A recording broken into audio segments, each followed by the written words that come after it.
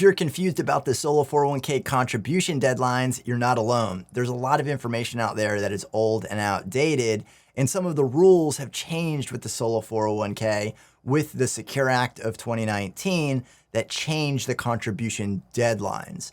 So in this video, I'm going to talk about these contribution deadlines and some of the things that you need to be aware of if you're trying to open and fund a solo 401k. Now, I put all of these dates on our blog, theincrediblepenny.com, and I'm going to bring it up here in just a second.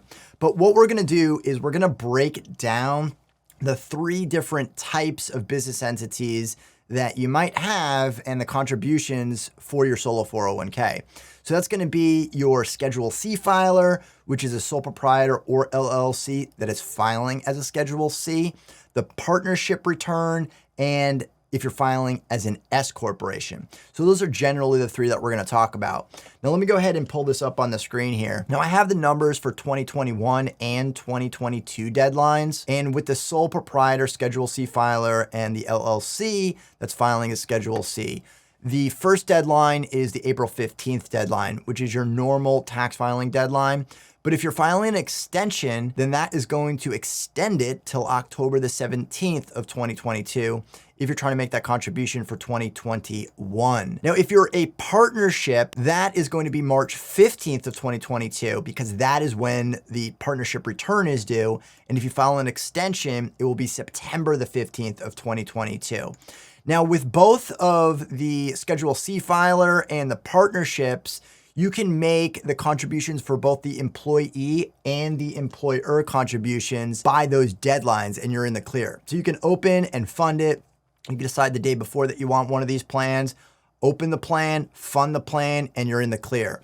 So for 2021, you can do up to $19,500. That goes up to $20,500 for the employee side. And then you're going to do the math for the employer side, which I've done on other videos. And you could do both of those up until those tax filing deadlines. No issues here. It gets a little bit more difficult to figure out when you're dealing with an S corporation, but I have it broken down again with the S corporation contributions. So for the S corporation, for the employer contribution, also known as the profit sharing contribution, you can do that up until March 15th deadline, or if you file an extension up until September the 15th deadline. That is the employer side. Now, the employee contribution is a little trickier because you not only have to have the funding done by January 31st, but you also have to have the plan set up by December 31st. You're actually going to want the plan open in the beginning of the year because what you're really going to do here is run this with payroll. Now, if you do it by the end of the year, you can make some adjustments with your payroll. But the reason it's January 31st, it actually has nothing to do with the solo 401k. It is your W-2 that is the important side of it. And your W-2 needs to be filed and completed by January 31st. That is the deadline. So for tax year 2021, it's January 31st, 2022 that you need to have that either $19,500 or the $20,500 already taken care of, depending on which tax year you're dealing with.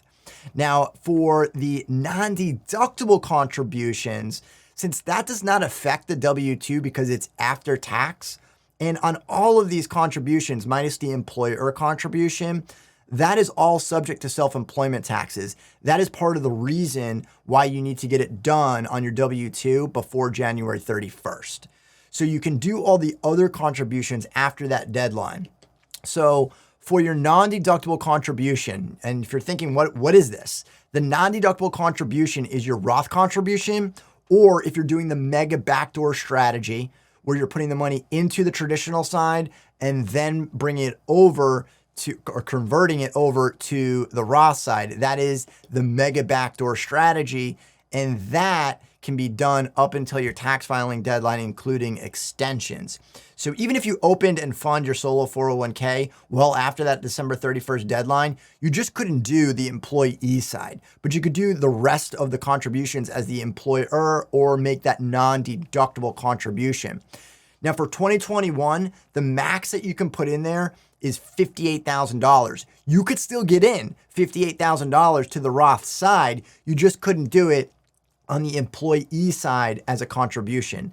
And so that is for the Roth side. So you can make that non-deductible contribution or the contribution directly to the Roth side of your solo 401k. So that doesn't have a deadline to it. It's just that January 31st deadline. So I also have the 2022 numbers here, and it's going to be exactly the same thing.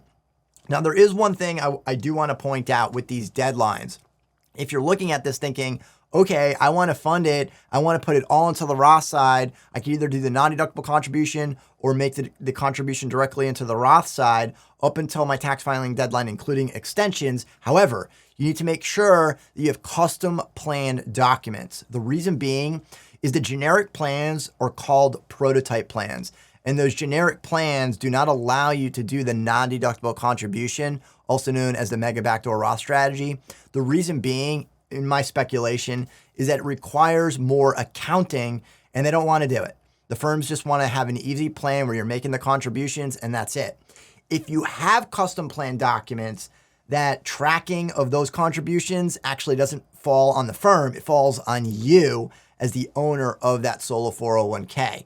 So you're then responsible for doing it. Now, it's not that big of a deal. I think that most people can take on this task, especially if they're making the non-deductible contributions. You're going to immediately put it to the Roth side. So you're not going to have to really track this over time.